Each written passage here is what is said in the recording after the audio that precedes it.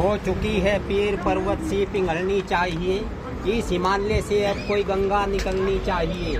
मेरे सीने में ना सही तुम्हारे सीने में ही सही, हो कहीं भी आग लेकिन आग जलनी चाहिए, आग जलनी चाहिए।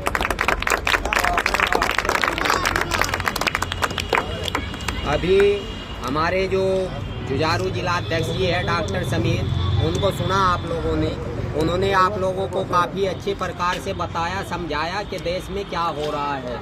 उन्होंने आपको बताया कि लाल किले पे, जो लाल किले के पास में इंडिया गेट है, उस पे आप लोगों के नाम अब भी अंकित है। शहादत में मुस्लिमों ने सबसे ज़्यादा शहादत देश के लिए किया, सबसे ज़्यादा जो मुस्लिम है आज़ादी की लड़ाई में कुर्बानी मुस्लिमों ने दी है।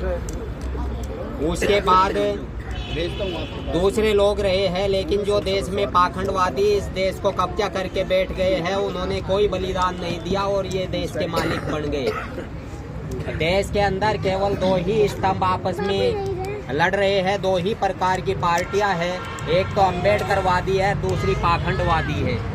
आप लोगों को चुनाव ये करना है, ज़्यादा कहीं नहीं जाना कि आपको अम्बेडकरवाद की पार्टी पे चलना है, जो इंसानियत की ईमान की बातें करेगी उस रास्ते पे चलना है, या आपको पाखंडवाद के रास्ते पे चल के अपने देश को, अपने बच्चों को, अपने घर परिवार को नष्ट करना है। ये आप लोगों की जिम्मेवारी बनती है।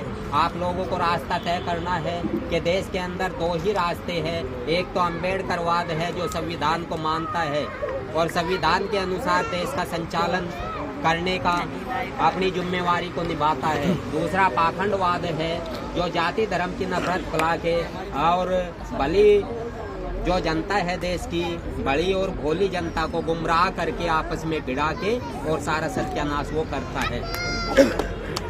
तो इसी उसमें जो है आप जब देखोगे तो इतिहास उज्ज्वल है, लेकिन उस इतिहास को धूमिल कर दिया गया। वो इतिहास आप लोगों को नहीं पढ़ाया गया। आप लोगों को पाखंडवादियों ने जो भी इतिहास में लिख दिया है वो ही पढ़ा दिया गया और वो ही बरगला दिया गया। तो इसमें जो है कहा है कि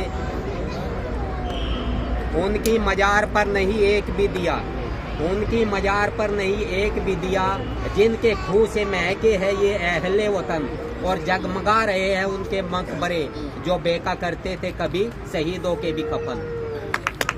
जिन लोगों ने, जिन पाखंडियों ने शहीदों के कफन तक बेच दिए, उनका भी व्यापार कर लिया, वे आज देश के मालिक बने बैठे हैं। तो आप लोगों को जिम्मेवारी बनती है अपने छोटे बच्चों को भी और बड़े बुजुर्गों को भी, रिश्तेदारियों में भी, सब में पैगाम पहुँचाओ कि देश के लिए संविधान अच्छा है या पाखंडवाद अच्छा है। देश के लिए यदि संविधान अच्छा है तो संविधान पे चलने वाले कौन लोग हैं, कौन आपके जो है रहनुमा बन सकते हैं, कौन आपकी पुकार को सुन सकते हैं, उस पार्टी के साथ में चलना आपका इंसानियत का दायित्व बनता है।